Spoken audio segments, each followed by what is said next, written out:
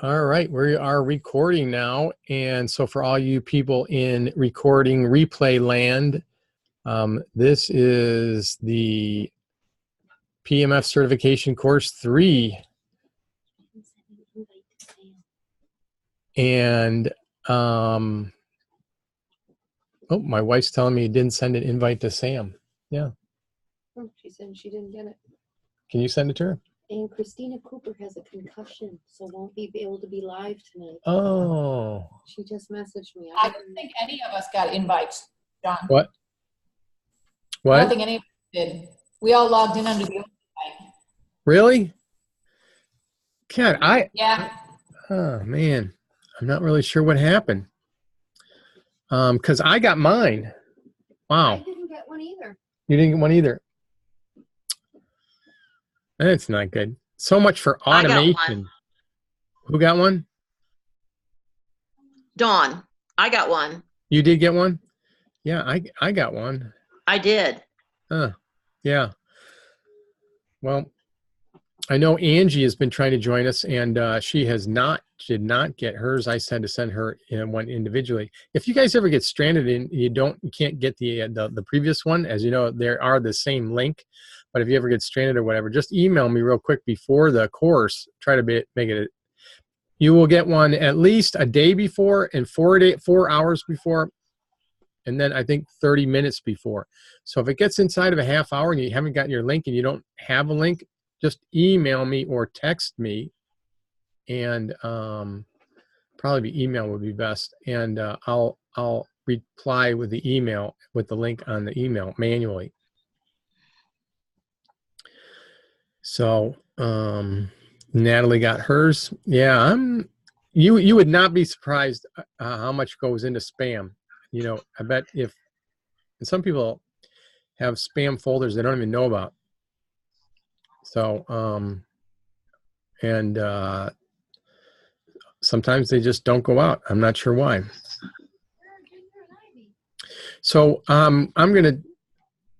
I don't know if you heard my wife, but Christina has a concussion today. I didn't, so I didn't hear from her. So she's not going to be joining us live, but we do have her making her live comments.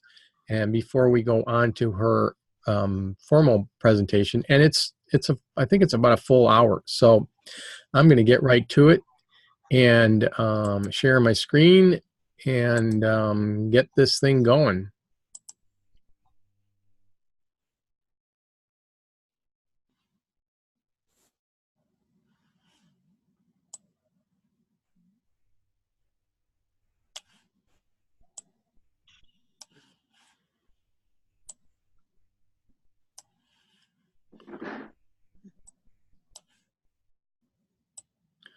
I just got to size this first. Hold on.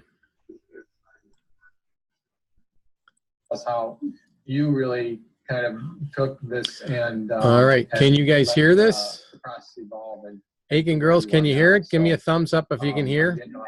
I'm getting off my soapbox and going to early. You can hear? And I talked about all of Yay. this in the video as well, but I had never heard the 4-minute or the 10-minute rule. I'd never heard of it. Everywhere, from the moment that I heard about PEMF until I started doing my own research, every research article, everything that people were talking about, and I'm talking about, medical doctors and offices that were using PEMF and physical therapists who have it in their facilities, the practicality of it is what they got down to was, you have to do this for a minimum of 6 hours a day to see an impact. So I had no clue where 4 minutes came from. And of course, that's 6 hours. All the studies were really done using low intensity devices. Right. Yeah, they were. And, you can read the studies where you get into diathermy, which, you're talking radiation with electromagnetic field therapy.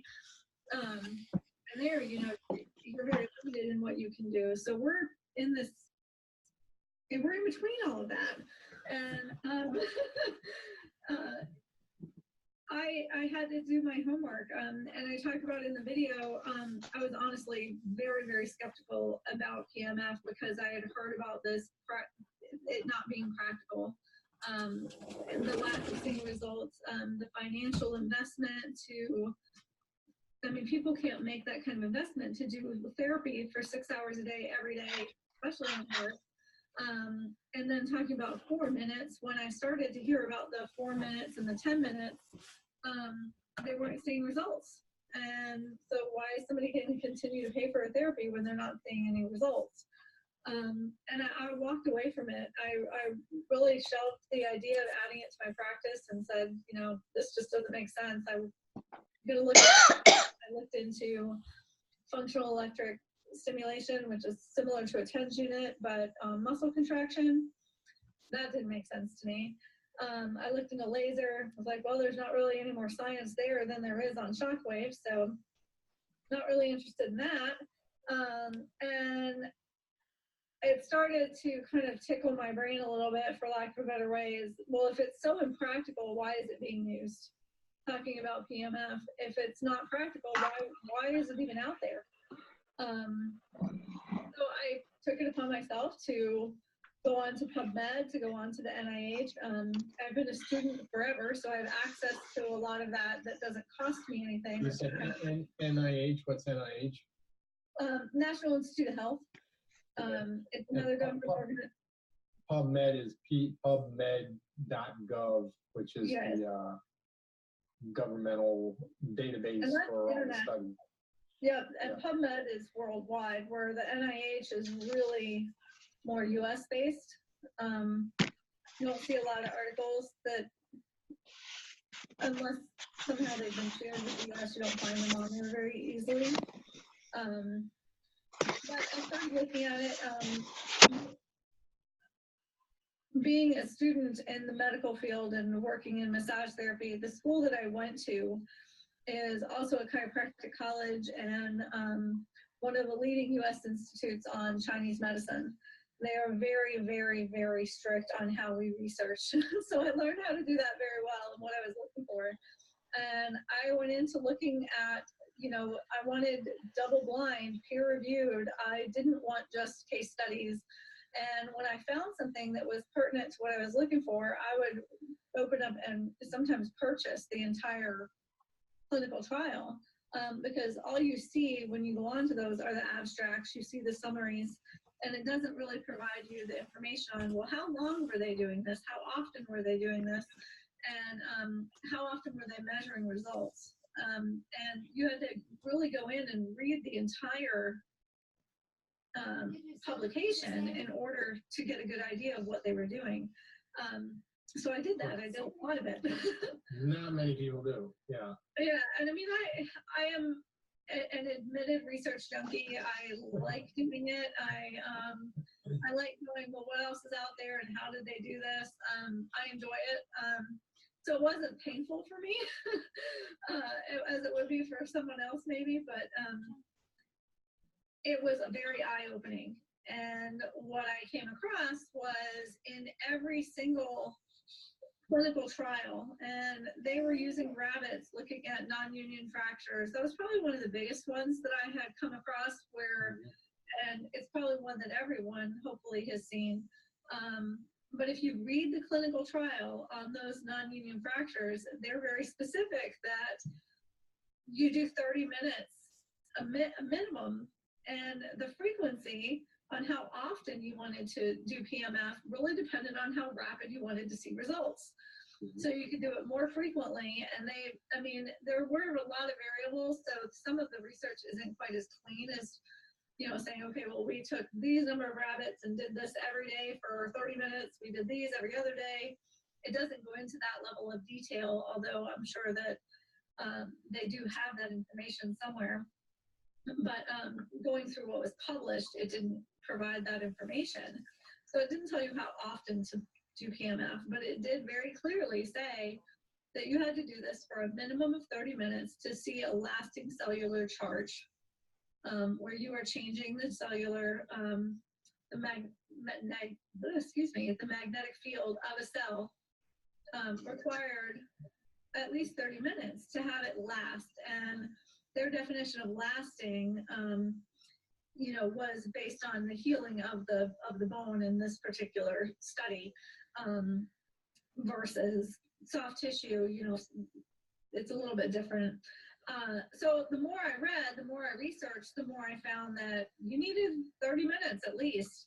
So I took the plunge, I bought my unit, and I was like, everyone around me, my best friend is a physical therapist, and she's like, you just wasted your money, because she had known about this, and she was like, it's 6 hours a day.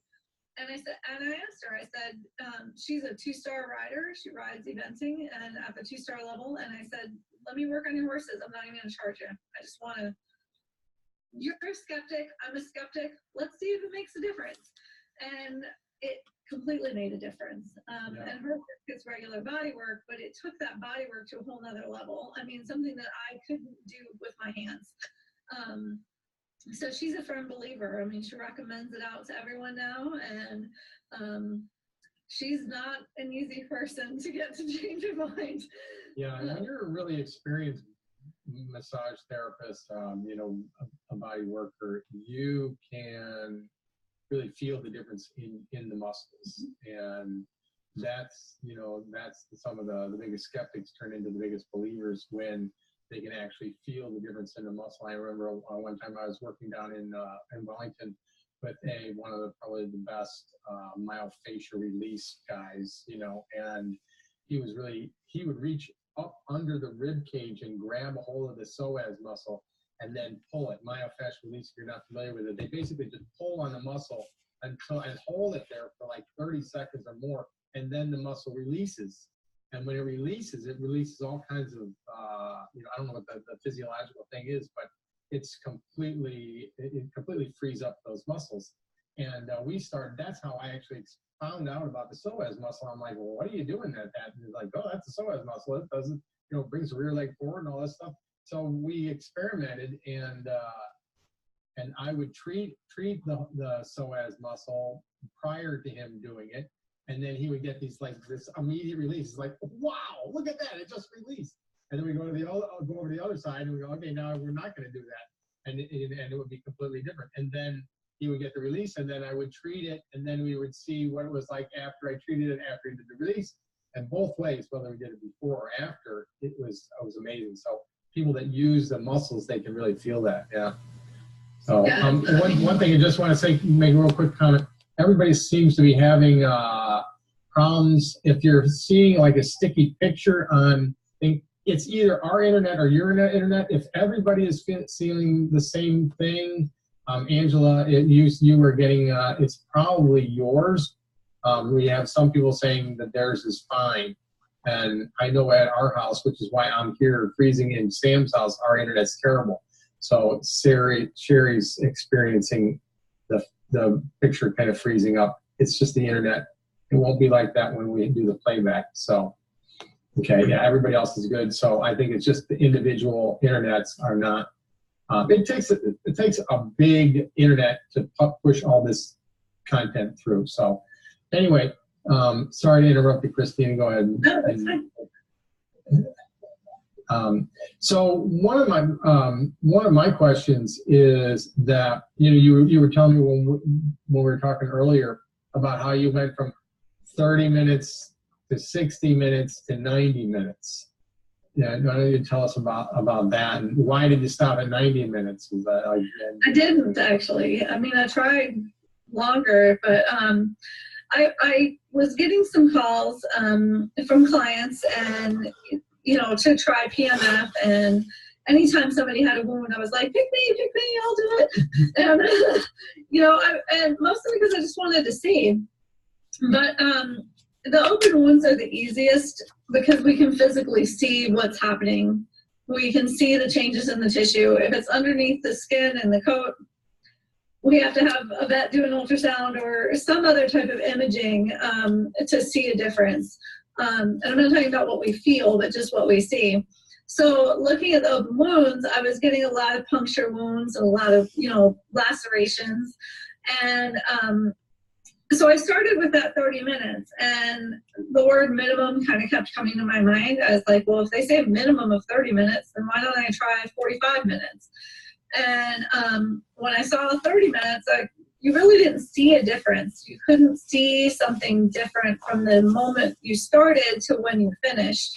And at 45 minutes, I still couldn't see that either. And at 60 minutes, I could see a little bit of a change. You could see a little healthier pink around the tissue.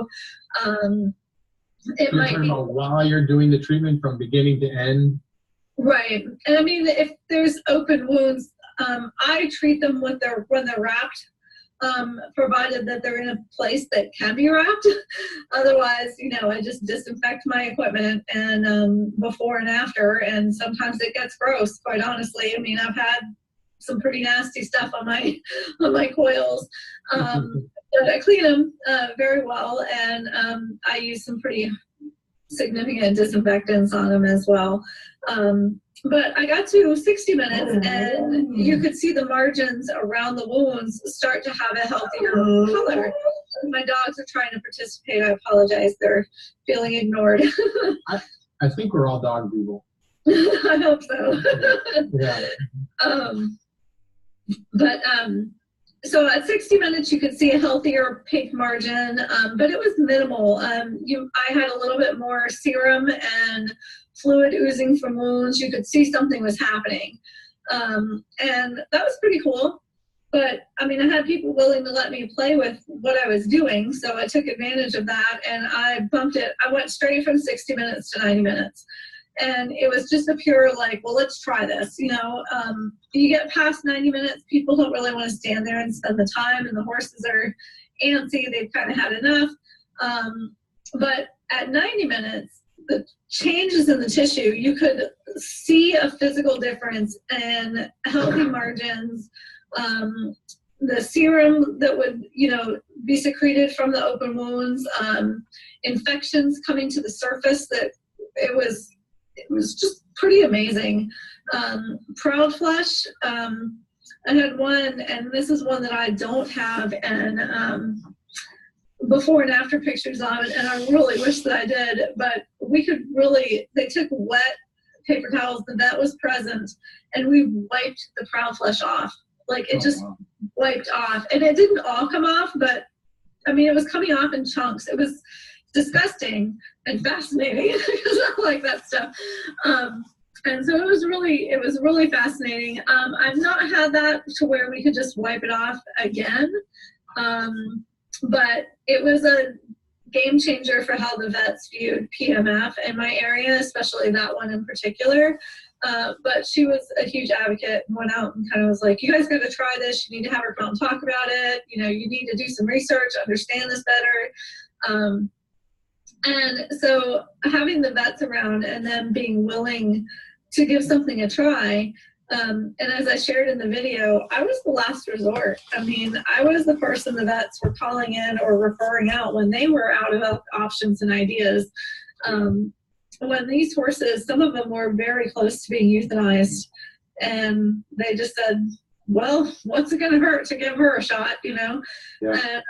And so that's how I established the relationships with the vets, was being the last resort, the last option, Yeah, and it's an unfortunate thing, but it is kind of how everybody kind of gets their foot in the door and builds that relationship with the vets, because they feel like, oh, well, they've got nothing to lose, but when they do see a turnaround like that, it's usually a pretty substantial turnaround for them. Well, one of the really awesome things for me anyway is now I'm the first call. So to go out and have an issue, and I went from being the last resort to, you should try this first. And yeah, that's fantastic. It keeps me busy. I mean, I could work 7 days a week and 15 hours a day if I wanted to work that hard. Yeah, and you're not in a huge horse country, Wisconsin. You're Wisconsin. It's not like you're, California or Wellington. And I'm west central Wisconsin, northern Wisconsin. I'm very close to the Minnesota border. And believe it or not, we have more horses per capita between our two states than all of Florida and Kentucky. Yeah, okay. All Western. I mean, the majority of the clients are Western based. And that's not a discipline that, quite honestly, I don't get phone calls to work on horses that are in the Western disciplines, and it's because of my body work, and that's a whole nother topic for another day. It's because of body work that I don't get those calls. I'll get calls for them on wounds to do PMF specifically, but nothing hands-on. So. Yeah, well, let's get this video going, and we're going to run over our 1 hour break, but that's okay. And then we're going to come back, and we're going to have questions and answers. And let's see, where's the video thing? So this video is about 45 minutes long, and hope everybody sticks through. I hope the internet holds up for everybody. I think people are having some internet issues, but here's Christina and her video.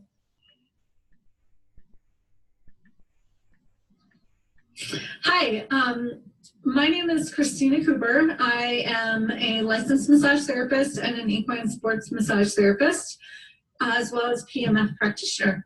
I've been doing the work as an equine therapist for going on 6 years, I think, maybe a little longer. Time flies, I'm not sure exactly. But John and Sherry invited me to come on and speak with everyone regarding wounds and PMF specifically. I have had a lot of success with wound care and PMF, as well as establishing those relationships within the veterinary community and getting those referrals. So they had asked me to kind of chat with you a little bit about how that got started, what my protocols are, and how I came about those protocols, when I use it, why I use it, and how I establish those relationships with the veterinarians. So to start, the backstory for me with PMF. I was, quite frankly, very skeptical about PMF. When I initially heard about it, I was reading some anecdotal research and listening to experts that had shared information with me stating that PMF was not effective unless it was used for 6 hours a day, every single day. So that's not even remotely practical. It's not financially feasible. It's not feasible for time. Nobody's going to be able to ever do that. It's not realistic. And so I kind of pushed it away and was like, well, that really stinks. Like, why would this therapy even exist if it was so impractical? And after a little while, that thought stuck in my head, like, well, why would it exist if that was the case, if that was true, that you needed 6 hours a day, every day to see results? So I personally started to dig into the research. I started with PubMed. I started with the NIH, and I started looking for research articles in regards to PMF. I was really looking for clinical trials. I was looking for peer-reviewed and double-blind studies, as well as some well-documented case studies. And I didn't just read the abstracts. I would find research that looked interesting, that would give me as much information, positive or negative, on the outcome of PMF. And what I found as I dug through and actually started reading these clinical trials is that, in general, if you read through the trials, if you purchased the ability to read the entire trial and not just the abstract, you would find that what they were finding is that you needed a minimum of 30 minutes to have a lasting cellular change to the magnetic field of a cell. And they were doing this with histology. They were looking at it from bone density, soft tissue, looking at the lymphatic system, the increase in phagocytes in the blood, and in the lymph system. So they were really looking at, like, how long do you have to do this? None of the articles were really specific in terms of intensity. or frequency. Frequency as in the frequency of the pulse, not how often you do it. They did go into how often they would perform PMF to see a result. So I started to take that research and go, maybe there's more to this than meets the eye, and maybe what I'm hearing out there in the world from every one of these experts who's telling me, maybe they don't really know. And so I did a little bit more digging. I spent about a year of research. I tried to find vets that were using it or were familiar with it, and that was really hard to come by. Very few vets knew about it, and when they did, they really didn't understand it, and they weren't very open to it. They kind of thought that it was a fad, that it was very similar to like a TheraPlate, like, well, it's not going to hurt anything, but doesn't really have a benefit, not that we know of. And they were pretty just closed-minded. I don't want to say that they were against it because they weren't saying, no, you can't do this, but they were definitely not on board with supporting it, more or less. So I took the plunge a little bit blindly. I mean, I'd done all this research, but I was still like, I don't know. And I bought a unit. I mean, I made a big investment. I bought an EQX. I'm glad that I bought that unit. It has served me very, very well. And this is a unit from Pulse Centers. I went with Pulse Centers because of their technology. It was superior to all of the other brands that I had researched. Their customer service and support for their product, it was beyond what other companies were offering. Their wavelength and the frequency of the pulse, all of that was superior. Their attachments. So that's the unit that I went with. I got my unit, and okay, now what? So what I did, I just started offering it to clients, demos. Every time I went out to work on a horse for body work, I was like, why don't we try this on your horse? And I was doing quite a bit of it for free initially. I had massage appointments. I have a very established base of business with my massage clients. So I just said, you want to give this a try. And I presented it more to them as a little bit of an experiment for about a month.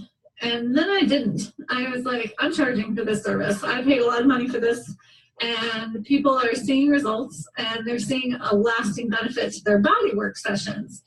And I wasn't, of course, doing a whole lot. Doing a whole lot in regards to wound care, because other than manual lymphatic drainage and working with horses with edema, from a soft tissue bodywork, manual hands-on perspective, that's what I was spending my time on. But I wasn't the person people called when their horse got a cut or severed a tendon. Just wasn't me. So I got a phone call from a woman who I didn't know. I had never worked on her horses before, and she didn't know me. I didn't know her, but we knew some mutual people. And they said that they had a horse with a severe knee injury. She actually had multiple injuries, but she had gotten cast in a stall. She was in foal at the time, and she probably really should not have survived the injury initially. But they had opted to do everything they could for her to try to initially just save the foal. Like, if they can keep the mare going long enough and comfortable enough where it wasn't unfair to her, so that she could at least have the foal. It looked, I'll share these photos and everything, but it looked as if the injury was healing. This is prior to them calling me in, prior to the vets involving me. It looked like the injury was healing. Externally, it had closed, and then it just ruptured open. Lack of a better word, there was a massive amount of infection underneath the surface of the skin, and the tissue was not healing. It was mush. Very gross, very infected. This had gone down into the joint capsule. She had severed both of her extensor tendons on her right front leg, left front. And it was bad. I mean, she had severe injuries, and if it had just been an extensor tendon, it probably wouldn't have been so bad. But it was the joint capsule as well. There was significant damage there. The vets had done everything they could. The mare did have her foal. She did successfully deliver the foal, and the foal was healthy. But they were 2 months into this recovery, and it just wasn't going the way that they thought. So they had the newborn foal, and they said, you know, we've got to keep this mare alive. We have to get this foal on this mare for at least 3 months. That was the vet's goal. But they'd given up. They literally said, we are out of ideas. You can continue to bute her. She was getting 4 grams of bute a day for 2 months already. So at risk of kidney problems for her and the foal, as well as all other kinds of issues. Long story short, we'll go into the case study and I'll talk a little bit more about that specifically. But they called me in and they said, let's try PEMF. And I got out there and I looked at it, and I've worked with vets. So I started working with veterinarians when I was 12. I worked for vets at Peterson and Smith down in Ocala, Florida, following them around, basically kind of like a puppy. And then I worked with another vet who, any chance I got, I rode with him and worked as his assistant from the age of 12 until I was 18, down in Florida in Ocala as well. I've been around the block with wounds and seeing what was what, and I saw this knee, and I really didn't think there was much that I was going to be able to do, but hey, we have PEMF, and you're willing to try it, so I'm willing to try it. And I thought, this is what they say it does. They say that it heals tissue and that it helps the body's own ability to heal itself. What better opportunity to show an example of that than this particular injury? So I sat down with the vets and we talked about it, and they were kind of like, well, you can try it, but we don't know, and very just not opposed, but didn't think they would see much of a benefit. And we pulsed it. In the first session, which was 90 minutes, and I'll tell you how I came up with the 90 minutes, but we pulsed her for 90 minutes, and we pulsed over the bandage. And I got to see it prior to the bandage, and then I got to see it when they removed the bandage after the session and changed it back out again. The difference in the tissue was really significant. She had a lot of proud flesh. We wiped the proud flesh off with paper towels, wet, damp paper towels, scrubbed it. It was oozing and bleeding, and infection was coming out of it, and it smelled gross, and it didn't look good. But there was activity, and the tissue looked different. It had nice pink edges, like right away, like the margins around the wound had a healthy pink to them. So we decided that we were going to pulse this horse every other day, which that's a lot. I mean, that's a lot to ask of a practitioner to make the drive out to a barn for one horse every other day. And for however long that was going to be. We had no idea. We didn't know what we were starting with. So we decided that we were going to start with 4 sessions. And after each 4 sessions, we were going to reevaluate. By the 4th session, the 4th 90-minute session, the wound was, I mean, you'll see the pictures. There's just no comparison to where it started. And it was healing from the inside out, not just covering the flesh on the outside and closing the wound inside. It was healing from the inside out. It took a lot of sessions. I have it documented, and I'll share that case study, but I cannot recall how many exactly. There was a lot. The mare survived. Her injury healed completely.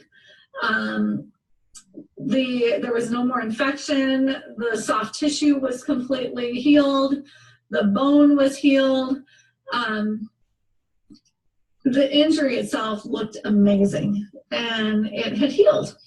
The vets were absolutely beside themselves. Like, there is no way. We've been trying for months to get this to heal, and it hasn't healed. What are you doing? Tell me more about PMF. So I talked about it, and they started to kind of raise their eyebrows and go, well, maybe there is more to this. And so they would start giving me a call when they had smaller issues, lacerations, puncture wounds, and say, try that PMF thing, see if that works. And what we were finding is, as I played with the time frames, which I started to do prior to getting called on this one mayor, I knew from my research that it required a minimum of 30 minutes to have a lasting cellular change. So I went to 60 minutes. Well, actually, first I went to 45. And I was noticing a difference in the horses. Smaller wounds, healing a little bit faster, but you couldn't see a change. You couldn't tell that there was any kind of a difference. But it did seem to reduce how much time it took for those wounds to close.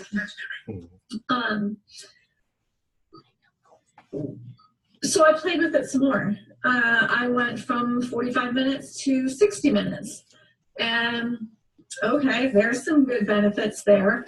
And then I went from, I still just wasn't honestly satisfied. I thought, well, okay, 60 minutes does this. What does 90 minutes do? So I tried 90 minutes. And that seemed to be with open wounds, with tendon tears, with ligament tears. The 90 minutes seemed to be the ticket. I was fortunate enough to have a few vets be willing to work with me.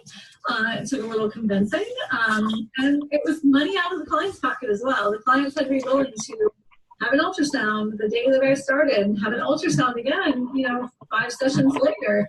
So there was a financial investment with the clients as well, but my clients trusted me, and we got to see some pretty amazing results.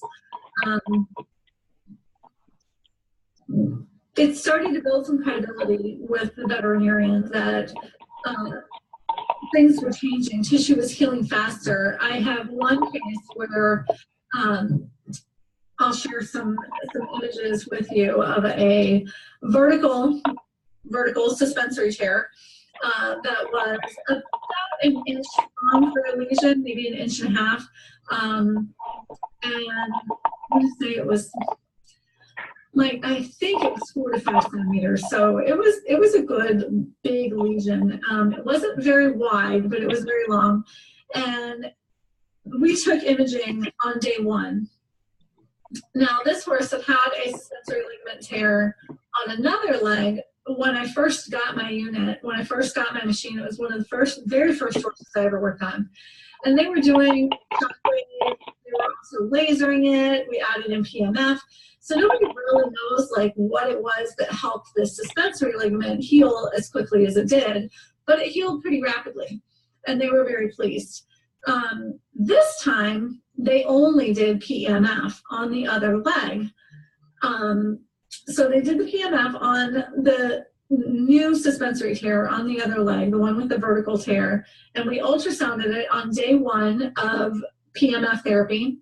We did 5 90-minute sessions, and at the 5th 90-minute session, at the end of that session, so we didn't even wait 24 hours or a week, at the end of that 90-minute session, the vet did another ultrasound. There was zero evidence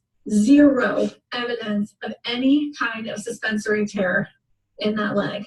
The vet had a hard time finding it.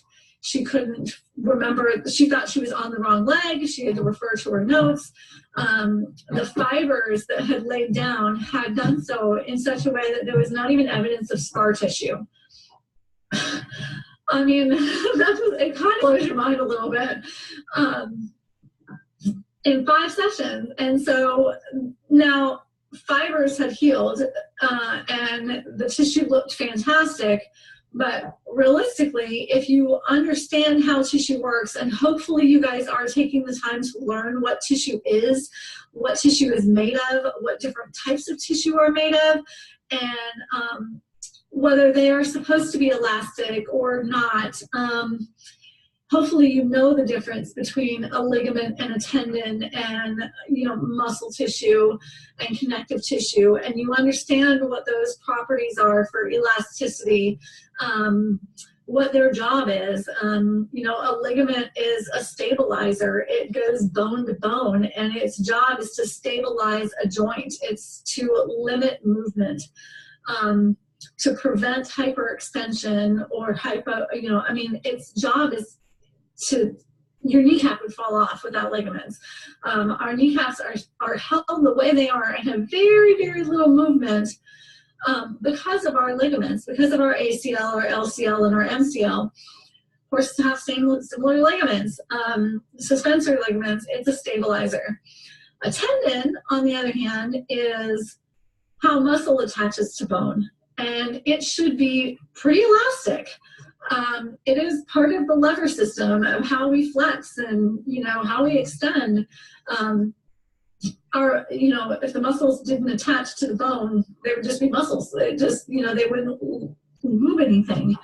And so hopefully you guys are really spending some time to understand what tissue is, what it does, I mean, what different tissue's job is, and how it responds when it is damaged or injured. And actually how those injuries happen, like what kind of traumas cause a specific type of injury, besides, you know, open wounds, lacerations, etc. The obvious. So when you have an injury like a suspensory or a ligament, excuse me, a tendon tear, how do those occur? Why do they occur? I think that that's important to know. And I personally learned that in school when I went to school as a licensed massage therapist. I have an associate's degree in massage therapy in therapeutic, orthopedic, and sports massage.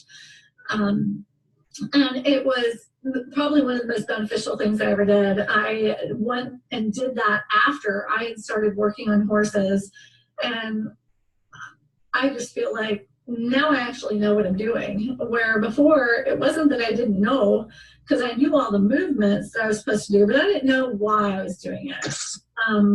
Sure, I knew why it would improve circulation, etc., but I didn't know what exactly I was doing to affect the tissue. How was I affecting mobility? How was I affecting muscle fibers? How was I affecting the way that this tissue worked? PEMF has the benefit of doing that because it's working on a cellular level. Think about this. So I'm going to sidetrack for a second. When you talk about PEMF therapy with your clients, and they're like a little bit like, wow, it works on a cellular level. It's a great tagline. But your clients don't understand what you're talking about. They don't know what that means. And here you are, you have to try to explain that to them. If you have a cell that is dysfunctional, one cell, well, our bodies are made up of billions of cells, so big deal. 1 or 2 aren't working right. Okay, maybe 10 aren't working right. Maybe we're dehydrated. Okay, so a few cells aren't working right. If you throw a pebble into a pond, like a tiny little pebble, it could be as big as a grain of sand, it will create a ripple. And that ripple is going to affect everything around it. It's going to spread out. Well, cells are the basis of tissue. So you have cells and a group of cells with a similar purpose and that all have the same job form tissue. That tissue becomes an organ. Whether it's our skin or our heart or our lungs, you know, it's got a job to do. So a group of tissues becomes an organ. I won't get into, going from like organisms to cells all the way up to, a species, etc. But learn your tissue. Learn what tissue is. Learn the stages of that. And know that if you have a cell that is not functioning properly, then you should be considering that that has a ripple effect. It may not be a noticeable one. Probably very rarely is, actually. But those are subclinical, meaning that it's not noticeable enough for you to call a vet. It's not noticeable enough for you to go, wow, there's something wrong. But when you get to a point where you're starting to notice some sort of resistance, movement dysfunction, behavior changes, the way that they stand, the way they want to carry themselves, all of those different things that as horsemen, hopefully we're paying attention to, that ripple effect is growing. The ripples are getting bigger. And so consider that. And it's a great way to kind of talk to your clients about using PMF when it's appropriate. And there are times when it's not appropriate, so keep that in mind too. But for the most part, there's fewer instances where it's not appropriate than there are instances where than it is. I mean, you can use it for just about anything. I hope I haven't gotten too far off track so far. I apologize. So the how, I think I shared with you how I got to my protocol of 90 minutes and why I like to use that for injuries. That's kind of my standard. If a client can't afford 90 minutes, I will do an hour. But I really like 90 minutes. That's where I see results. That's where I see change. That's where my clients can go, oh, wow, and I'm not doing this for the wow factor, but it definitely certainly validates you a little bit when your clients can take a wrap off and go, is that for real? Like, look at all that healthy tissue. So when are you going to use PMF with a wound or an injury? When there is no more active bleeding, period. As soon as there is no more active bleeding and that wound has clotted and it is stitched and bleeding is controlled, start pulsing it as soon as you can. I have established relationships with some of the vets in the area that when they get severe injuries, they are calling me going, can you come by here on your way home today and pulse this injured horse? They have called from everything from puncture wounds. I had a horse that got a stick through its head, and they had not even extracted the stick yet. And that stick was pretty long. It was a good 9 to 12 inches long. I can't remember the exact measurement, but it went all the way through and just was brutal looking. We pulsed it before they extracted the stick. They then extracted the stick and put some drains and things in, and we pulsed it while those drains were in. We didn't pulse right over it. We pulsed all around it, but not over that particular injury. So that's the other thing is, like, where do you pulse? It kind of depends on the horse's tolerance and how severe the injuries are. I have a local vet that I work with, and I've had 2 cases at her clinic where she has sedated the horses so that they could be pulsed because they were in so much pain that we couldn't even get the coils on them. We only had to sedate them the first 2 times, and then they were fine, and she was no longer having to mute them and couldn't believe that these horses were no longer on pain meds. The transitions in healing tissue was just not what you would expect. It was really, really impressive. And these horses stayed at the clinic during their recovery. So the vet was monitoring and bandage changing every day, and was able to see those results and just kind of spread the word, quite honestly. She spread the word to her clients. She spread the word to other veterinarians. And she was sharing pictures and videos. And so some of the other vets that were skeptical had taken this and ran with it and said, well, if she's using it and seeing these results, let me just try it. Let's see.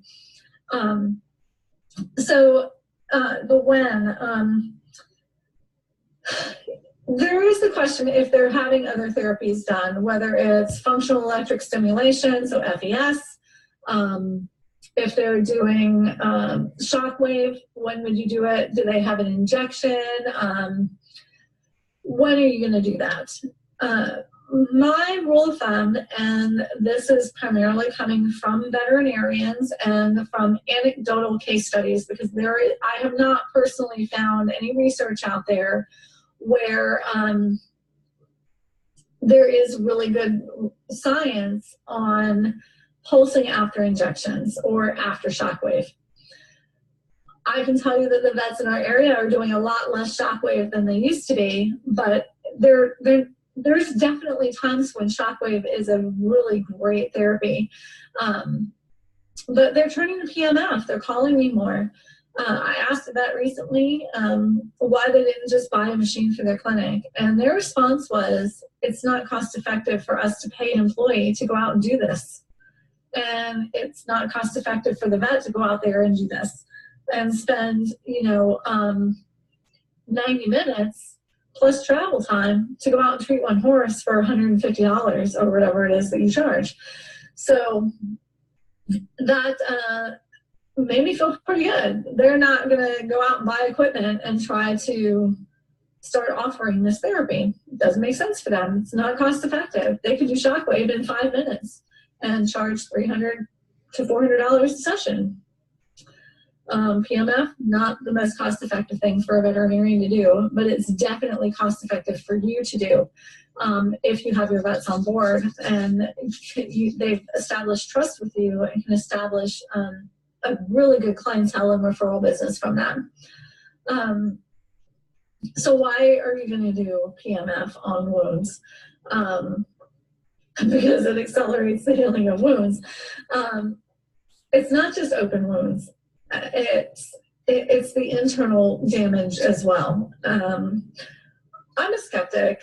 I'm a massage therapist. I know what my hands can do to tissue. I know the changes that my hands do to tissue. I cannot change the magnetic field of our cellular structure. I cannot do that with my hands.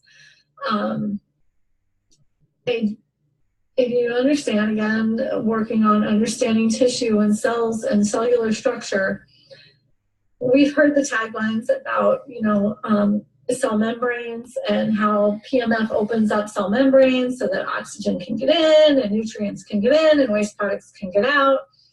But what we don't understand is, or maybe do, I don't know, but our bodies, every process that our bodies do, every single process, whether it's chemical, electrical, magnetic, every single process that we do requires a foundation of certain things to take place.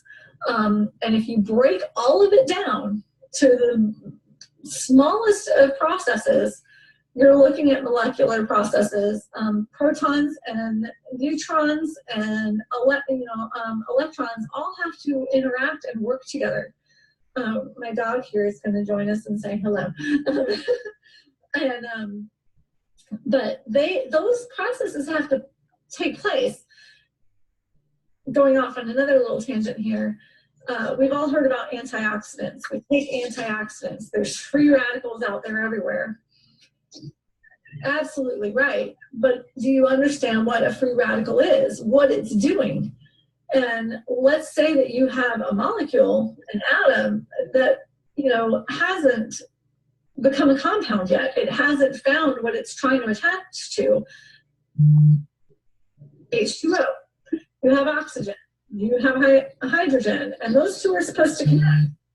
If your hydrogen gets a free radical, meaning another little proton attaches to that hydrogen atom cannot attach to that oxygen atom. So you have to fix that. You have to fix those free radicals. Your body has to get rid of them. PEMF helps with that. It helps rebalance the electromagnetic field of the body. It helps rebalance protons, neutrons, and electrons and how they interact with each other. It helps the body get rid of that oxidative stress that causes free radicals. And so if you've ever had a horse like pee or they poop after you work on them, and it reeks, it just stinks. Sure, it's toxins and the horse is detoxing. It's an easy way to explain it, but that's not really what's happening. What's really happening is the body is getting rid of oxidative stress. The body is now able to eliminate waste products that it was holding on to that was causing damage to the tissue, to the cells. So whether you have a wound or not, if you have an injury or not, and you're pulsing these horses, keep pulsing. You are making a change. You are helping the body with oxidative stress, which is damaging to our tissue. It is damaging to our cells. It slows down the electrical and chemical processes that our body requires to be healthy. So PEMF enhances that. It's restorative. We have to be careful about what words we say. They say don't use the word protocol. They say don't use the word that it heals. I'm not saying that, but it does enhance what the body's already trying to do. It stimulates processes that are stagnant. When it comes to, wounds, one of the things that is so interesting and kind of just wonderful from my perspective is when working with open wounds with the vets, you can physically see the difference. It's not abstract. It's not something that you're guessing on, or you can't say this is a placebo effect. You can't say it's not helping. You can see. You literally see the difference. You can see the changes. For me, that number is 90 minutes. I went up to 2 hours, just so you know. I tried going all the way up to 2 hours, and I didn't notice the difference between 90 minutes and 2 hours. I noticed the difference the most at 90 minutes. Personally, I sleep on my PEMF pad. And I'll do it all day long when I have nothing else to do, or if I don't feel well, I will pulse myself ongoing. And I do notice the difference in my own body. And if there was some kind of anti-aging property with antioxidants and free radicals and everything, I would probably pulse myself every single day. But so far I haven't found that. But I do believe that it exists, though. I'm just not the guinea pig to try it on. I have some photos. I'm not quite sure how I'm going to get these shared to all of you. I was trying to do it here in the video, but it won't allow me to share them like this, and I don't have the ability to print them. So what I'm going to do is send a file over to John and Sherry, and you can request it or they'll share it to you. And it'll have photos in there. It'll have a case summary of what I did, why I did it, when I did it, how I was working with the vets. It will be summaries on a couple of different cases, and you'll get to see, how those wounds treatments and what I was doing was working with those horses. I have a personal story to share with you as well. In regards to PEMF and nerve regeneration. I have scoliosis. I have pretty severe scoliosis. I ride horses. I try to be an athlete. I try to take pretty good care of myself. But 4 years ago, or 5 years ago now, in 2013, 6 years ago, I herniated all of the discs in my lumbar vertebrae, every single one of them. They were severe herniations. I had muscle spasms that paralyzed me. I couldn't move at all. I had to be hauled out of my house in an ambulance on some kind of like weird stretcher thing, not just a regular stretcher, but some weird, bizarre thing. And went to the hospital. Was on an absolute ton of morphine and Valium. and anti-inflammatories. I didn't know if I was going to walk again. That was 6 years ago. It was about 5 months after I started doing body work on horses, actually. Scary. I mean, it was terrifying.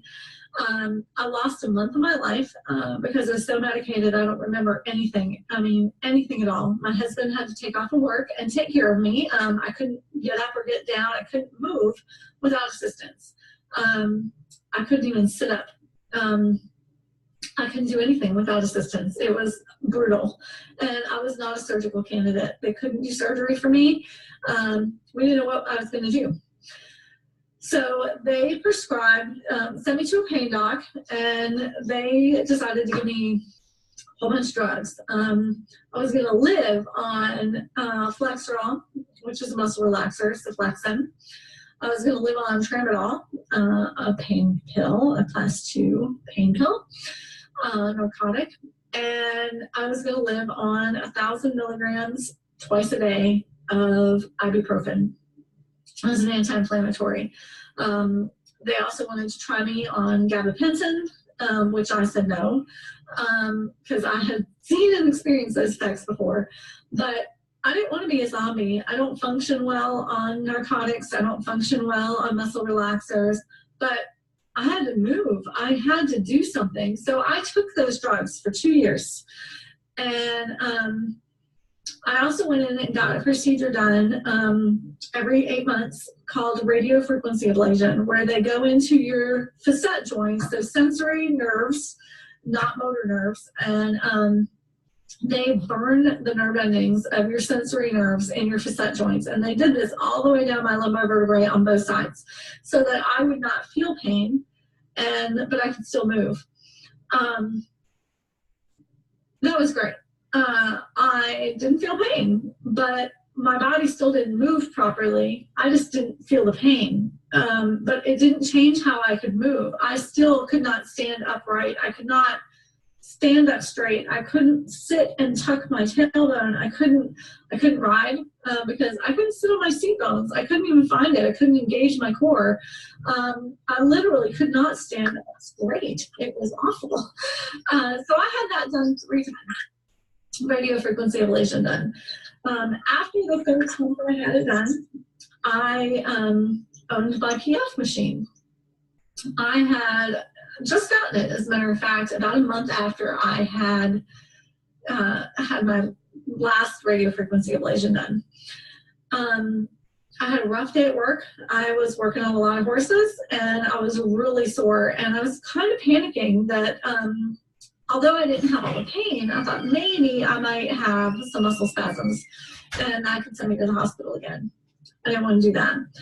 My brother is a chiropractor down in Tennessee, and he owns 4 pulse centers beds, PMF beds. And he said, why don't you just use your PMF on yourself? Duh. I mean, I'd had the unit for only a couple of weeks, and I didn't have any idea what I was doing. But I looked up some research, and I talked to him, and I talked to his physical therapist that works in his clinic, and decided that I was going to wrap my large equine coils around my hips and my waist and watch TV. And I did for 3 hours. I pulsed my back for 3 hours. 2 days later, I couldn't move. I literally was right back where I started. I didn't have the muscle spasms. I wasn't paralyzed from inflammation and muscle spasms, but the pain was so intense that I couldn't move. I called my pain doc, and I was like, I don't know what happened. This isn't possible. I just had radio frequency ablation done. How could I possibly be in this much pain? And he said, well, I don't know. And he said, there's really, nothing regenerates nerves that fast. Maybe some, pulse electromagnetic field therapy. And I went, oh my God, I did that. And I said, yeah, I did do that. And he goes, what do you mean you did that? And I said, I own a machine. He goes, no, you don't. People don't just own those machines. You have to go to a clinic for that. And I said, no, I work on horses, and I own a PMF machine, and I did PMF on my back. I wrapped myself in my equine coils and pulsed my back for 3 hours. And he basically said, congratulations, you just wasted $10,000 on PMF because you've probably just regenerated all of your nerve endings. Okay, so now what do I do? And he said, well, you can come back in, but you'll have to pay out of pocket for another procedure because insurance isn't going to cover it. But I would really just suggest that you continue to do PMF therapy. Well, why didn't you tell me this 2.5 years ago? They didn't tell me this.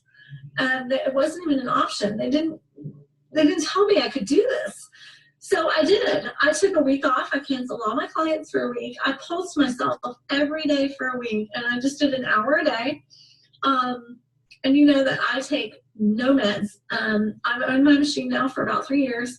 I do not take any drugs whatsoever. I am not on Flexeril. I am not on ibuprofen. I am not on tramadol. I don't take any medications for my back. I ride 4 days a week, roughly. I try to ride that much. I bike. I swim. I lift weights. And I work. I work on horses. I do body work on horses all day long, 6 to 7 days a week. And I have no pain. None.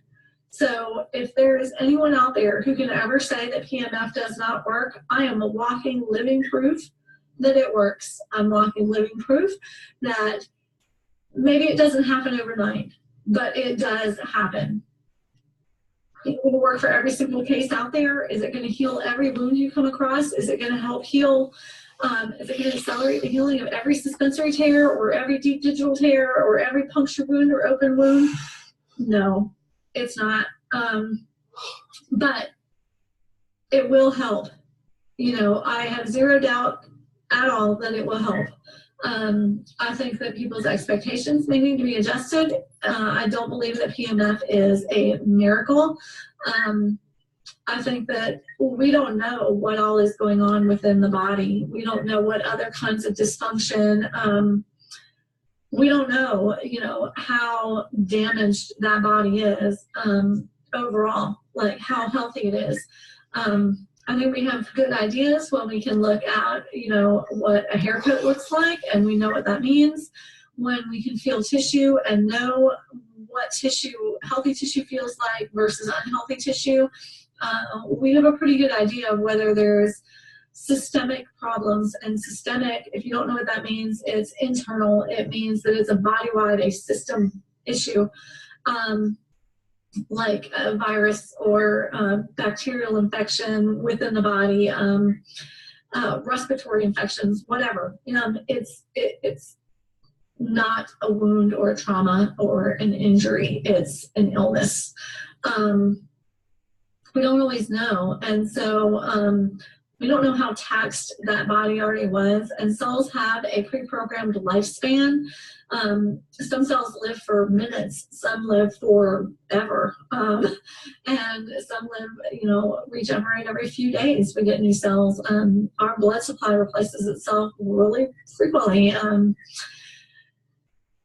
So there is a lifespan to cells, and PMF can help. And then just general aging, you know, we can't reverse the aging process. I do think personally, I can't say this with any certainty, there's no science behind this that I can find, but I do think that it, you know, can probably slow the aging process down a bit for whatever your pre-programmed destiny might be. You know, maybe you'll be healthier until that moment. That's my 2 cents. That's my thoughts on wounds. That's my thoughts on PMF therapy. I love this therapy. I would not want to never have this in my practice. It doesn't matter what I ever do with my future, PMF will be a part of it. I'll be a part of the Q&A, so you guys will get to ask questions, and you know, hopefully I can answer them based on my experience and what I've researched. I'll share as much as I can in writing as well that John and Sherry can share with you, and I look forward to it. Thanks, guys. Thanks for listening. Bye.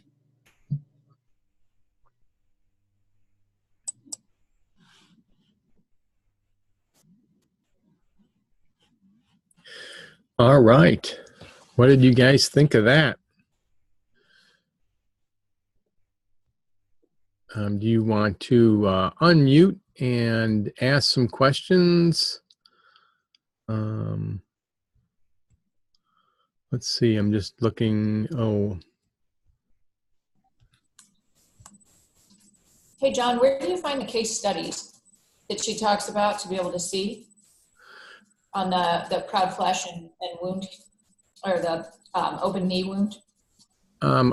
I believe we have everything on the portal that she gave us. I know that there was still some things that she was going to send to us that we haven't followed up on. But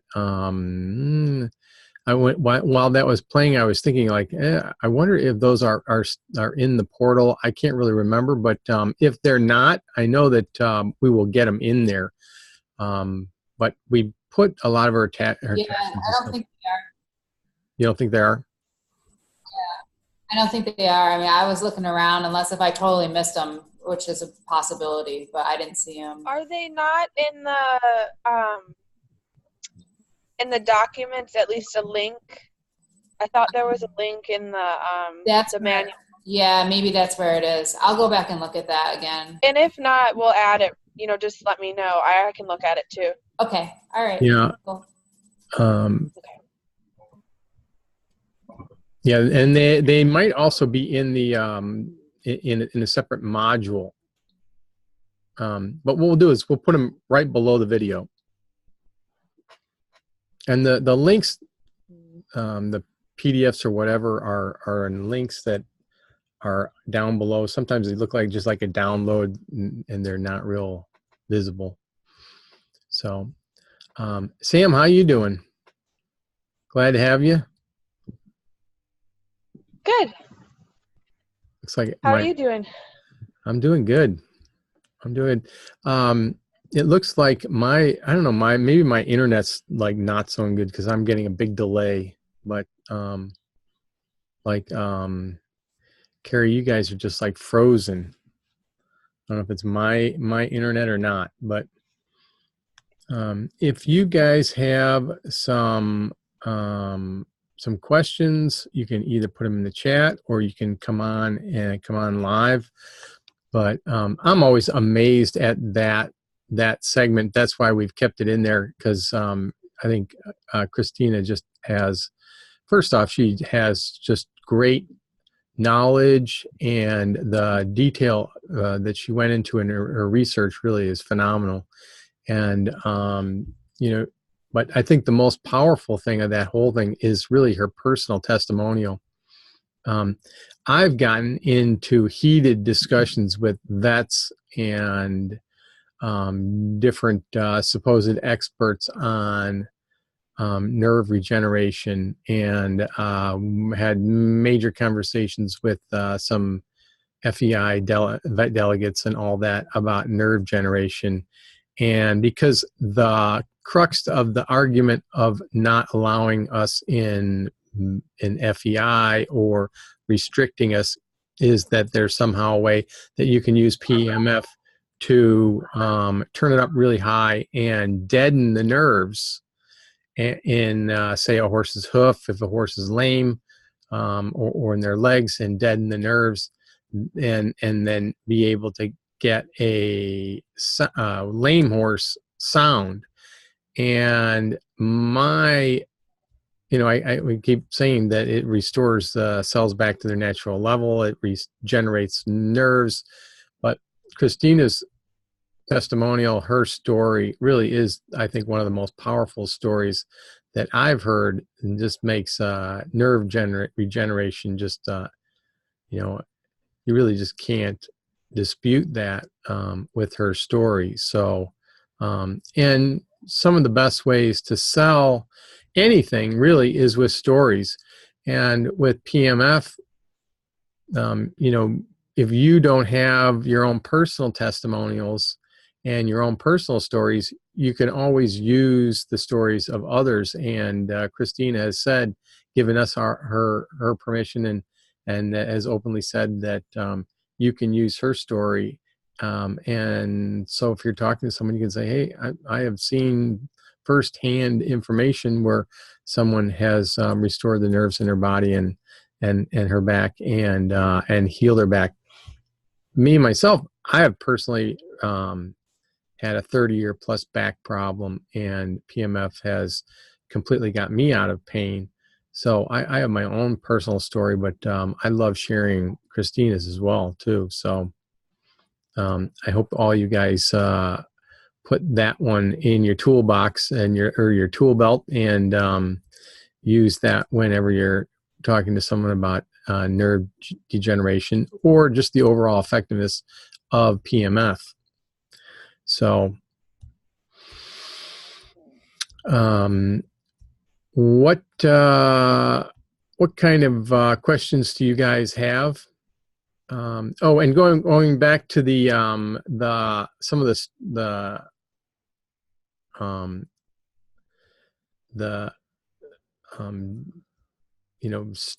not stories, but studies that have been done.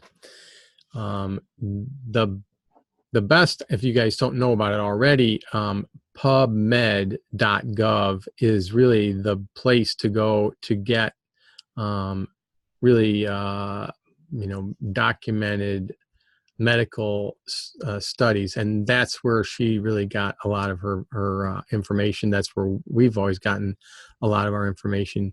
You can search in there under PMF, and you can find literally, I think we tried to find over 3,600 studies, medical studies, and now most of the studies were done on low intensity, but there's a study after study after study. If you're looking for something specific, that's really a great place to start. Sam, since I've got you on here, I know that last week there were 2 questions that I couldn't answer, and all week long I was like, oh God, I gotta go back and answer those questions. It's been driving me crazy to know that I had these questions out there that I didn't get answered. One of them, and I can't remember who asked the question, but one of them was on bog splavin, and I had Sherry look it up and found out it's basically a lump on the leg by the hock and all that. But Sam, have you ever worked on that? Yeah. And what's I have not. You have not? No, I have not worked on that. It would be my guess that, like other things, you could probably improve quality, at least reduce inflammation and relieve discomfort associated with it. But I don't know that you could change that physically. But I haven't worked on that.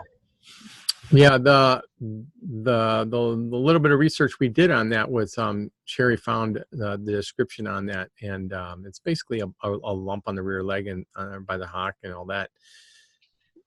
That seems pretty chronic. Yeah. So. Yeah, I feel bad too. I can't really add to that. I don't know. I mean, it's basically calcification on the bone, right? Yeah. That would irritate. Yeah, I'm not sure if it's calcification, but something similar to that. Yeah, it's definitely a growth on the bone. Is anybody on that asked that question? We've got the No, I think the bog spasm, I think, is a soft swelling on the hock. Is it a soft swelling? Yes. Oh, I've heard of it. I have no experience with it at all. And I think most of the time it's like overuse and just strain. Okay. Well, if that's the case, I would treat it as more of a soft tissue injury then, probably. Is it just inflamed bone, or is it? No, I thought it was more inflammation in the joint, not so much the bone. Okay. So I would treat it like an injury that you would treat full body and then add in at least 30 minutes of treatment directly on the joint. And, because it bring down the inflammation and relieve pain that way. So, Right, because it says it's excessive fluid within the joint capsule. oh, well then, yeah, definitely. Capsule. Oh, well then, yeah, definitely. So you would try to work up within the session. You try to work the intensity up within their comfort level and try to flush out that fluid and inflammation. And do it as much as you can, multiple times a week. That would be my recommendation. I'm sure it would help a lot. Yeah. Have you been working on a horse with that, or are you, Dawn? No, but I've seen it because I had a 2-year-old that had it, Okay. but that was years ago. But I mean, I wish I'd had the machine then. Yeah, I know. But Yeah, and I've that's never all I can remember doing with it. I've never run into that, but specific thing. But if it's fluid in the joint, then for sure the what I would do is I would try to pulse it as high of an intensity as it's comfortable for the horse, so that you can really anytime that you're wanting to get rid of inflammation and penetrate deep into a joint, you're going to need some power. But getting rid of inflammation, you really want to hold that. You want to slow the frequency down, so you're basically holding that cell open and allowing the inflammation to flow out. So If you have the option to do 2 accessories at one time, I would recommend doing 2 accessories, like the small and medium loops, both on the joint at the same time. But don't you have to keep them? Sorry. One coming from the front, one coming from the back. Don't you have to keep them 8 inches apart? Can you say it again, Dawn? Sorry. Don't you have to keep the accessories 8 inches apart, like with the XX? What machine do you have? I have the XX. Yes, okay, so yeah, you wouldn't be able to do that. Okay. Then. Yeah, right, you would have only to keep them 8 inches apart. Yeah, you would only be able to do that if you had the X1 or the Pro. Yeah. Yeah. The Okay. X1 and the Pro are the only ones. So do you pulse sometimes? I'm sorry, go ahead. Like for this, do you pulse sometimes and use DMSO? No. And pulse, or never use DMSO with the pulse? Burn the skin. You can do it independently, but when you are going to pulse, you want to wash the DMSO off the skin. Okay. So I'm not. Oh. You're light. What happened? I don't know what just happened. Sorry, my computer did something weird. I'm still seeing. Oh, sorry. I don't know what happened. No, but I actually prefer to wash off all topical medications before I go ahead and pulse, just in case there's any heating agent that might cause irritation to the skin. Now, I'm not opposed. I'm all for DMSO when I'm not pulsing. So if you use it, then wash it off and pulse, and then reapply. That's a good, that's a good way of doing it. Okay.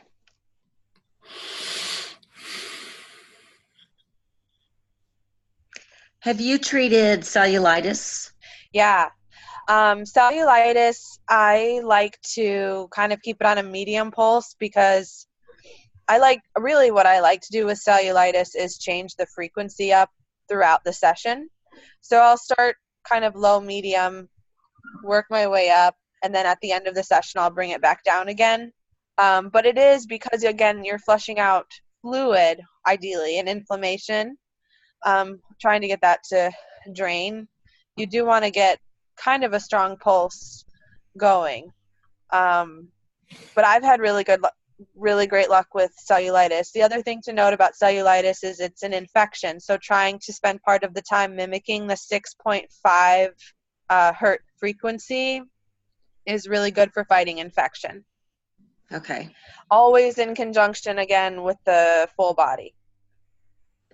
So Well, we just had a training, sorry. no, go ahead.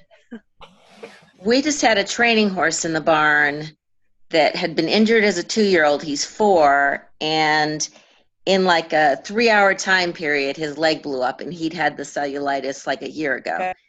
And I couldn't get the owner to let me treat it with the machine. Instead, they went to putting, I'm drawing a total blank. What's the white stuff you put on their leg to draw heat out? Like a paste. I'm drawing a total blank what it is. It could be several things. Is it medicated or is it over the, like, do you get it from It's over the counter. Desitin? No, it's, oh my God, I can't believe I can't think what it is. Poultice. Oh, poultice. Poultice. Oh, yeah. Poultice, Yes. honestly, I mean, poultice actually can make it worse. well, I know, and I couldn't get her, and the person who owned it is a trainer, but the horse was in our barn for another trainer to ride it, but yeah, she was poulticing it, and I was like, God, I wish you'd let me use the machine. You actually want to not poultice if it is cellulitis, because usually poultice can actually create cellulitis by getting into little nicks and things that are on the leg and cause infection. So you never want to poultice if there's any cuts on their leg, which is usually how the cellulitis starts. So, I mean, sometimes you're not in a position to say that to somebody, but right. It was a hard situation to watch. Yeah. Yeah, I have been in those before. That's too bad, because if you can work on keeping the leg really clean and disinfecting the leg and then pulsing it for a minimum of 30 minutes. But when you listen to Christina, spending 90 minutes would be even better. Yeah, I need to follow up with her and see if I can't change her mind. Yeah. Well, thank you. No problem. Good luck. Thanks. When you're doing those long treatment times, I know when I'm treating myself for long periods of time, I really try to vary the intensity and the frequency. And a lot of times I'll go, do the whole range. I'll start out at and work in octaves. I don't know if any of you guys have talked about this, but work in octaves. Octave is basically a half of the frequency or double the frequency. And I've found that to be really effective. So if you're at a frequency of 2, then you go up to 4, then you go up to 8. And then I always like to mix in 6.5. That's what I was meaning. I like to kind of start and then work my way up to a stronger intensity and then back down again And then back at the end of the session. Yeah. Yeah. I like to spend my last couple of minutes at kind of a high frequency, low intensity, just at the end. Yeah, like a 7 point. And I find that the horse is really, Try to mimic. I find that I get a lot of releases out of horses when I do that. Like every time I adjust the intensity and frequency, they respond. So I trust that is a good sign. And I found it to work for myself as well. Yeah, Not to mention if you have any of, if you're working on something that's tender or sore, I like to do that lower intensity at the end just to prevent it from being overly stimulated if it's a newer injury, something like that. Yeah, and kind of clear everything out. I think that doing the last 5-10 minutes on a higher frequency, lower intensity really helps clear out all the lactic acids out of your system. I know that in the human there's a conversation in the week for the people treating people, there's a conversation about cooling people down and all that. And whether or not you start, if you're doing people, whether or not you start on the head and then go to the body, or if you start on the body and then go to the head. I think with horses, and especially horses that have a lot of TMJ or problems with their poll, where you'll see will take a while to really get them to release. I think when you're dealing with that kind of a situation, it's always really good to finish up on a really low intensity, high frequency. So you're kind of easing them out of that. I think that with working on a horse's poll, there's always sometimes it can be so stubborn, you really want to stay there and get it going, but sometimes it can be a little much for a horse too. Mm-hmm. Just that same with people. Yeah. Yeah, I notice with people though, what will tend to happen, and I have only had a very few people get nauseous and have the nauseous feeling. Is my internet? Am I getting like choppy, because I keep getting these banners up saying my internet connection's unstable? Like, No, your voice is coming through clear. it is, yeah. My pictures, like the Aiken girls are all froze up. You're kind of froze, so it's like I've got frozen pictures. And here it's thought, I thought that I was the one being unstable, but maybe it's just my internet. But what I was saying was the whole thing about being nauseous at the end is that what you see is that you treat yourself and the lactic acids go out of your cells and they all collect into your spleen. And then if you go and you hit your spleen and treat your spleen, like in the middle of your back, all of a sudden your spleen will let go. And that then releases an awful lot of toxins into your lymphatic system that then may get backed up into your stomach, which is what I think really causes that nauseous feeling. So if that happens, I think going up to 7.8 really kind of weans that out and just kind of like helps relieve that a lot. So if that ever happens, and I've never noticed it really on a horse, but I wonder if that happens on a horse too. Have you ever noticed that? Well, I think it can, of course, but I think it's less common because horses they're more in tune with their instincts, so they're drinking more in accordance to what their body needs, resting more and that sort of thing. Whereas people, we usually start out our session so dehydrated and filled with toxicity just from drinking alcohol, smoking cigarettes, or being around toxins and all these different things. Just we're a little harder on our bodies as far as the toxins go, probably, than some horses. Yeah. The sugar and all of that. Yeah, but I think when you start talking about doing long sessions, you have to be more sensitive to that. You're not going to get it on two minute intervals, but when you start talking about doing 60 and 90 minute sessions, I think that's when you do need to be a little bit more pay more attention, closer attention to cooling them down at the end and making sure that they get all those toxins out and that they are properly hydrated. And Sam, you're always big on hydration and everything. So yeah. Now let's see. We got a question from Carrie. Questions. Has anyone reported itchiness after a session? Not really. I've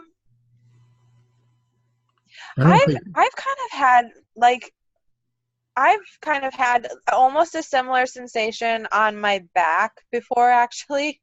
You know, like when you get into, if like hot water in the shower pours on your skin and you kind of feel itchy. I've had that kind of a sensation, but it goes away quickly. Is that similar to what you mean? I've not had.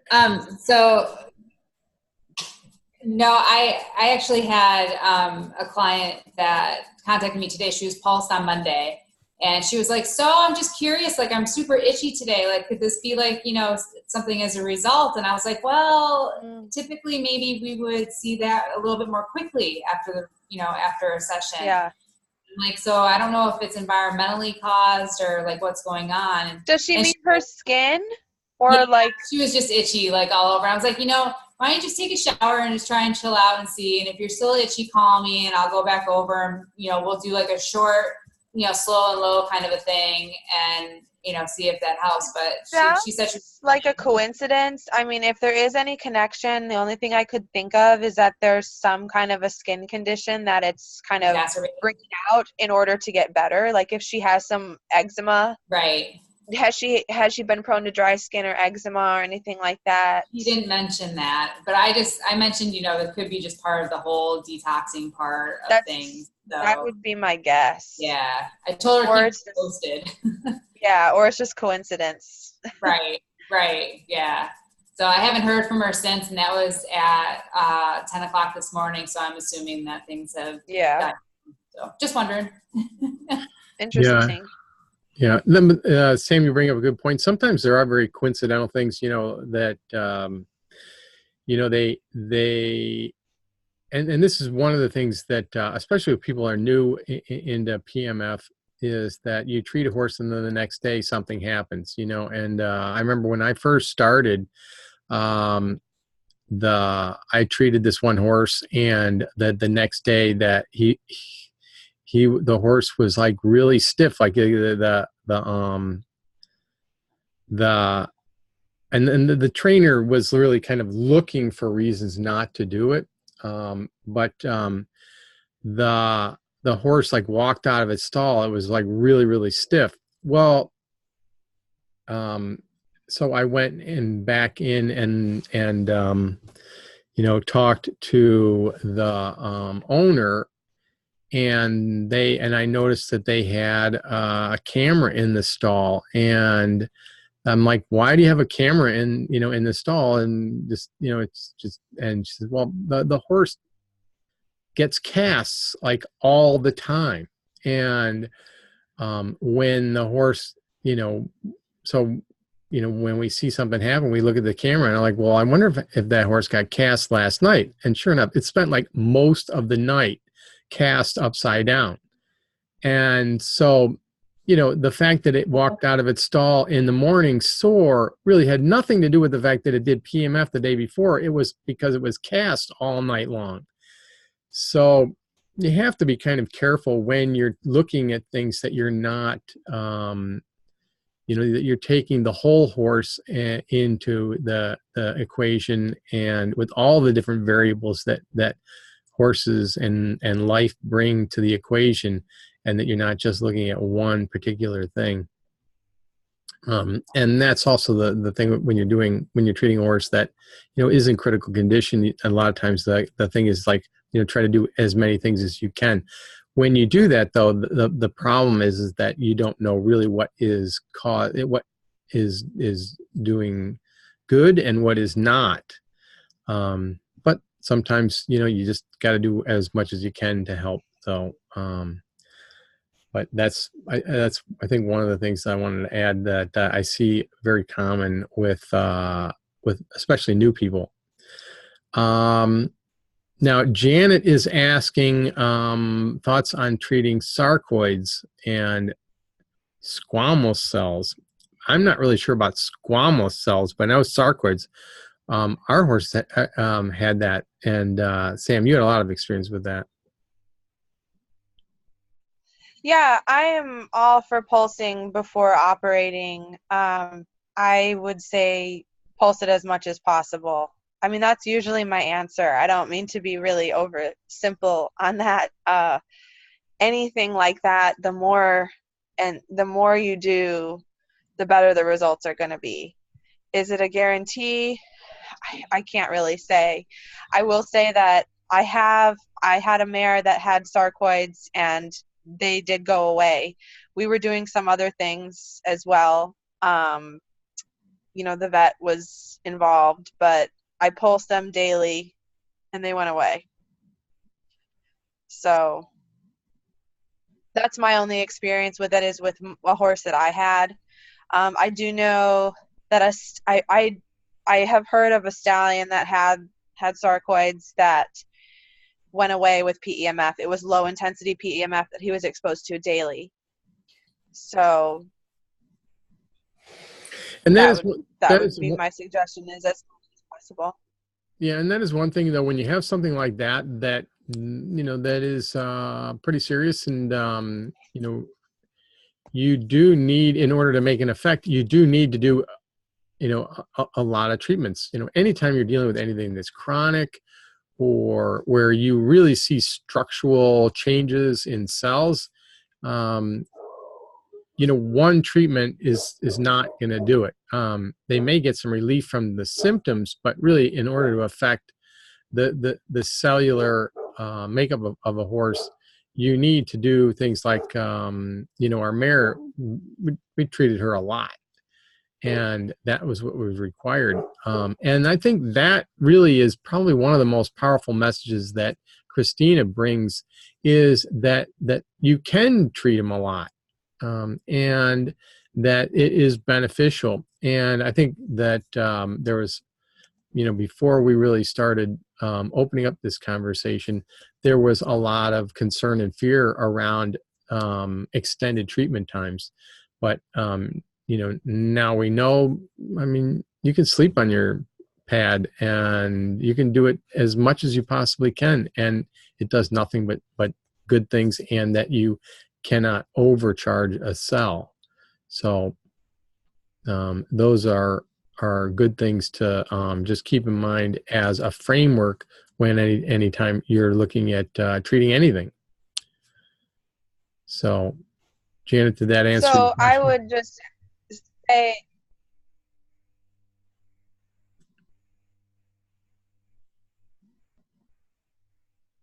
go ahead, Sam. No, I just was, so I would always pulse sarcoids a minimum of 30 minutes up to 90 minutes if you can.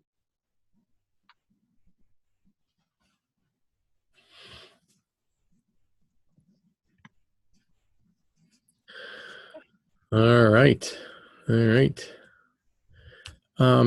Any more questions? Do you guys get involved in treating wounds? It seems that Christina really got into the whole wound thing. We kind of do, Sam, I know you do kind of more performance type thing. Yeah, I have to say my business is really around performance horses at this point. That doesn't mean that I don't have injuries that I work on sometimes, but that's just the environment that I'm in. So that's what I end up getting. But we all have a different niche. Or is it niche? I don't know.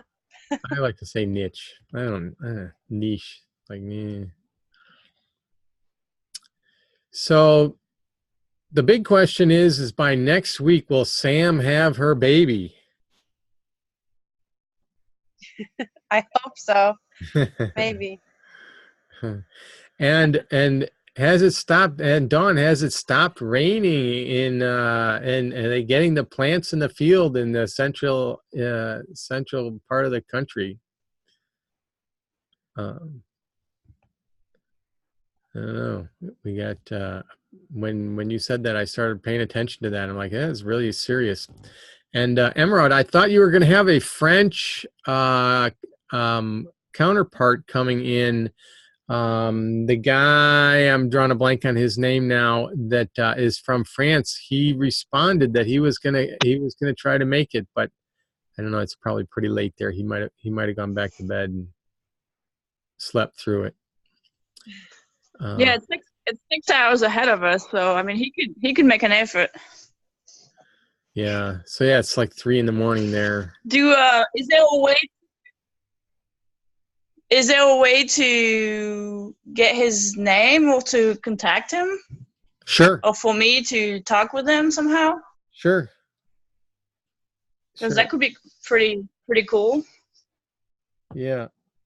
Do you know, does he speak English pretty good? I think so. Just let me see if I can find his name right now. Yeah.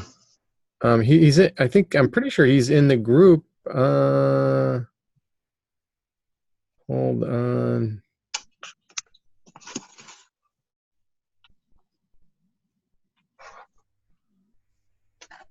I can't find it right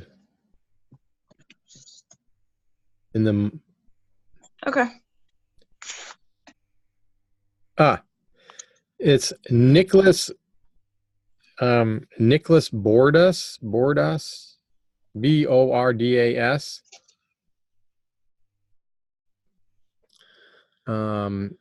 Okay. B-O-R. Yeah, Nicholas. Nicholas Bordas. He probably has a really nice way of saying it, Bordas or something like that. Okay. We're probably butchering his last name. Yeah, you probably don't say that. You probably don't say the S, so it's probably Nicolas Borda.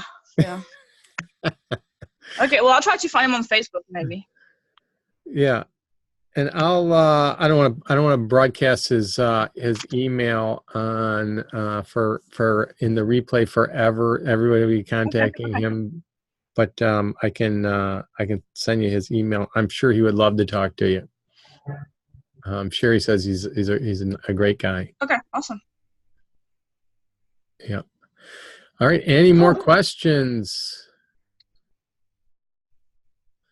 Any more questions? Well, this was a good one. What is next week? I think next week might be people. But the time is flying by. I'll definitely check on those case studies and get those in the portal. If we don't have them, we'll get them in there. I got a feeling they're in there though, because we really. Christina came with some fantastic information, so we will try to get them. And if you are looking for more information, you can always put stuff in the portal. Not in the portal, but in the Facebook group. Post it in the group. Sherry does a great job at trying to watch over that and answer any questions. And I think that's about it for tonight. Sam, you have anything? How are you feeling? Nope. If no one has any more questions. Okay, uncomfortable. Baby's not coming yet? Like I have a human growing in my stomach that needs to come out. Probably how you'd expect. I know your mom did not want to I've thought about just like pulsing I've thought about just pulsing my pelvis. Really, I don't know if that's a good idea.